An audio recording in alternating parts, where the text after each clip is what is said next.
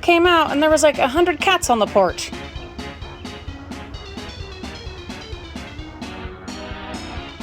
Fernicus is having a standoff. She's telling them what's what. See, there go some of the others. That's Fernicus's boyfriend. And then way over there is one of the other ones. And I'm pretty sure one ran off into the driveway. Sorry guys, we cannot handle any other cats. It's not gonna, oh, there's the other one. Yeah, no more cats for us.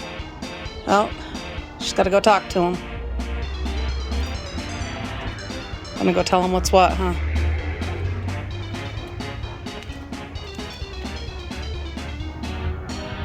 Oh, she's booping noses.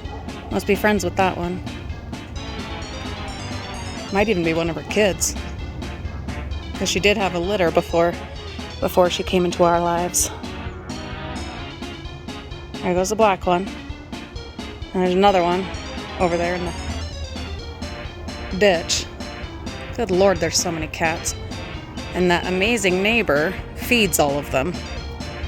It'll be wonderful when they bring back the low-cost spay and neuter.